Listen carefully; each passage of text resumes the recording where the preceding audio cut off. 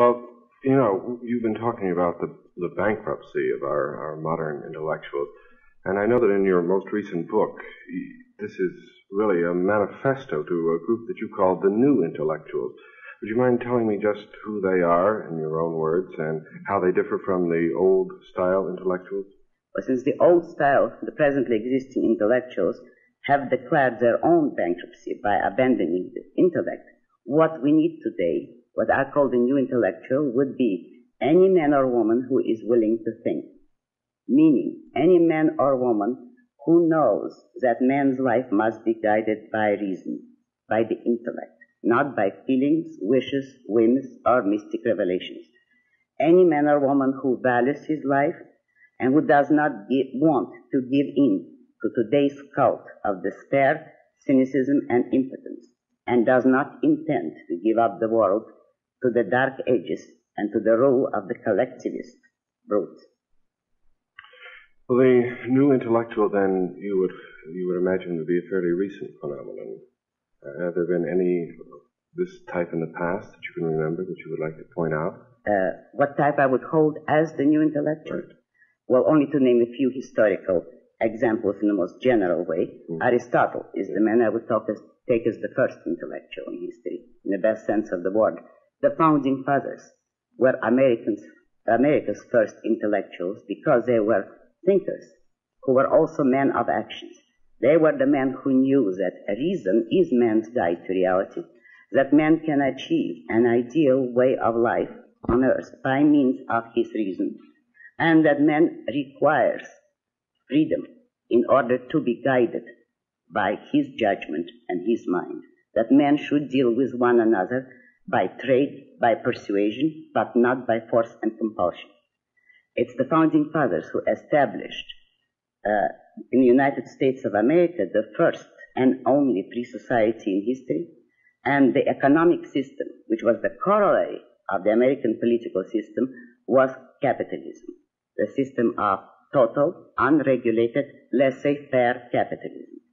This was the basic principle of the American way of life or the American political system. However, in practice, it has never yet been practiced.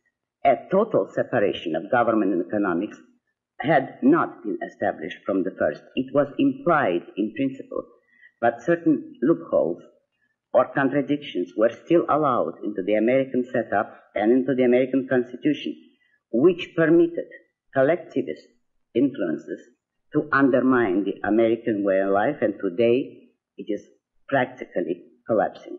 Today there is nothing left except an undefined tradition.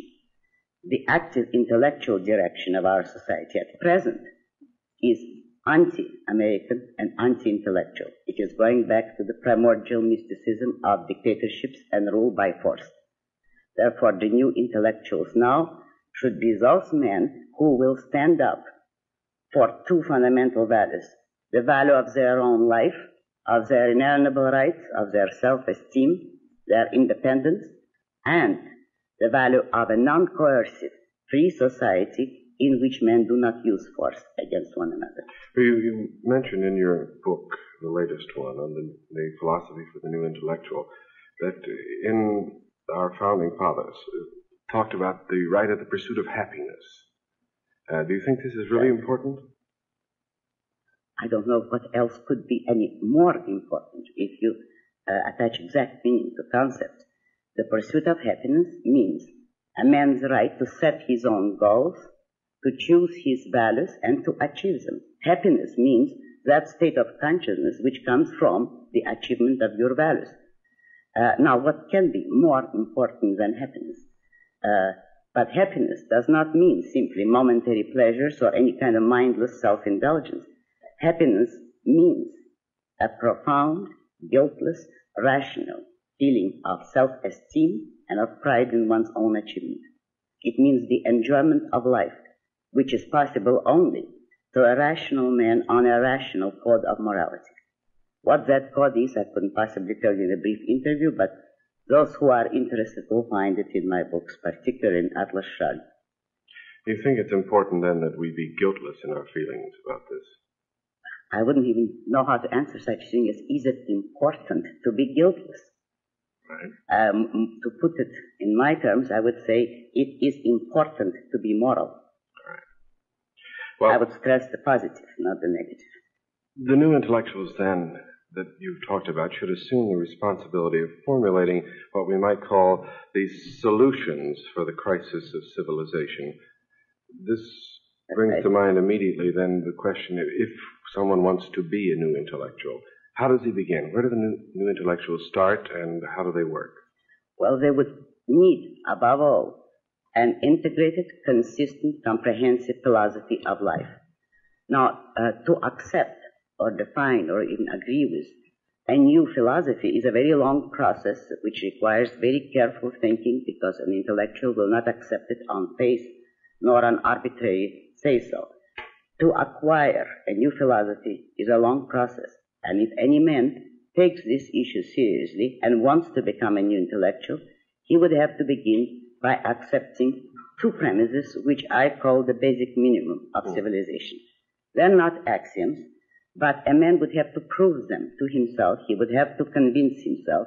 Then his mind would be free to consider the rest or the other questions of philosophy.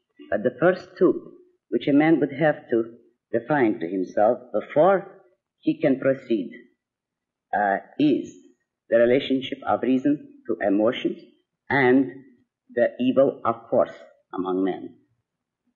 The first premise, the relationship of reason to emotion, means that a man, if he wants to be an intellectual, has to learn how to differentiate his thinking, his reasoned judgment from his emotions, wishes, hopes, fears, or whims. He must learn that feelings, emotions, are not tools of cognition, that emotions are the product of his premises. They are not a guide to reality. They are not a form of knowledge and perception. Therefore, the first thing that a man who wants to be an intellectual would have to accept is a full understanding of the fact that man must be guided by reason, and that it is only on the basis of reason that he can approach other men and discuss, cooperate, or act with them, or deal with them. On the basis of emotion, he would have to resort to blind force, because emotions are irrational or unprovable. If two men act on the basis of their emotions, they have no means of communication. When emotions are put in their proper place, which means as the consequence of reason, not as the leader of reason, then men have a common vocabulary, they have a common means of understanding, and a common frame of reference and arbiter, which is reality. What about force and the use of force? Now, that is a basic social, moral principle which an intellectual should accept, that no man has the right to initiate physical force to compel another man. No individual man has that right. You have been listening to a discussion of the intellectual crisis in modern American society. Special guest on today's program has been Miss Ayn Rand, noted American novelist-philosopher, whose analysis of the current plight of the responsible American intellectual holds this hope for the future. Those who will accept the basic minimum of civilization will have made the first step toward the building of a new culture in the wide open spaces of today's intellectual vacuum. There is an ancient slogan that applies to our present position. The king is dead, long live the king. We can say with the same dedication to the future, the intellectuals are dead, long live the intellectuals, and then proceed to fulfill the responsibility which that honorable title had once implied.